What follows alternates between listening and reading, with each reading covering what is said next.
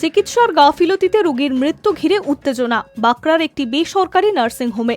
স্থানীয় বাসিন্দারা ভাঙচুর করে ওই নার্সিংহোম। ঘটনাস্থলে বাঁকড়া ফাঁড়ির পুলিশ গিয়ে পরিস্থিতি নিয়ন্ত্রণে আনে। ঘটনার সূত্রপাত বুধবার রাত 10টা নাগাদ।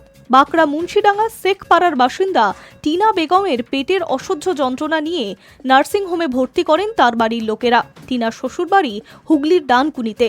টিনার বাড়ির লোকের অভিযোগ, যখন তাকে হাসপাতালে নিয়ে যাওয়া হয়, পেটের অসহ্য যন্ত্রণা দেখে চিকিৎসক যন্ত্রণা বন্ধের জন্য ইনজেকশন দেয়। তারপরেই রোগীর অবস্থা দ্রুত অবনতি হয়। রাত 11:15 নাগাদ ওই মহিলা মারা যায়। তো সরল অবস্থায় এসেছিল, তার পেটের যন্ত্রণা হচ্ছিল বলে পেটে পাথর ছিল। সেই অবস্থায় আসার পরে কয়েক মিনিটের ভেতরে সে মারা যায়।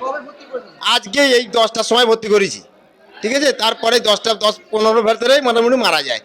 তাকে ইঞ্জেকশন মারার পরেই সে মারা যায়। তারপরে হ্যাঁ, আমরা উপরে ছিলাম, ঠিক আছে। আমরা বারবার বারণ করেছি পেন কিলার দেবেন না, পেন কিলার দেবেন না। উনি পেন কিলার দিয়ে ওই করেছে। এবারে বাকি মেডিসিন আর কি কেমন দিয়েছে আপনি গিয়ে দেখুন। মুখ কালো হয়ে গেছে, বুক কালো হয়ে গেছে বোনটা। এবারে আপনারা কি করবেন সেটা আপনারা জিজ্ঞাসা করুন। মৃত্যুর খবর প্রচার হতেই এলাকার বাসিন্দারা ভিড় জমায় ওই নার্সিংহোমের সামনে।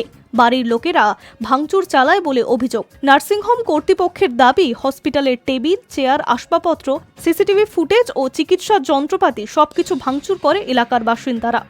এসেই প্রথমে সিসিটিভি ফুটেজকে নষ্ট করে দিয়েছে, লাইন ভেঙে দিয়েছে। তারপরে সমস্ত যন্ত্রপাতি যেগুলো আছে, দামি দামি যন্ত্রপাতি, সেই সবগুলো ভেঙে দিয়েছে।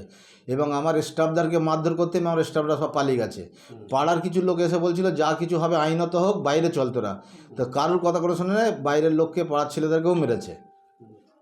মারার পরে একদম র্যান্ডাম ওরা 1 ঘন্টা ধরে লীলা চালিয়েছে। খবর পেয়ে ঘটনাস্থলে ছুটে আসে বাঁকড়া ফাঁড়ির পুলিশ এবং র্যাব। পুলিশ কর্মীরা গিয়ে পরিস্থিতি নিয়ন্ত্রণে আনে। এলাকার বাসিন্দাদের অভিযোগ, আগেও ওই নার্সিংহোমে চিকিৎসার গাফিলতিতে অনেকের মৃত্যু হয়েছে। ভাঙচুরের সময় চিকিৎসক এবং অন্যান্য কর্মীরা পালিয়ে যায় বলে অভিযোগ।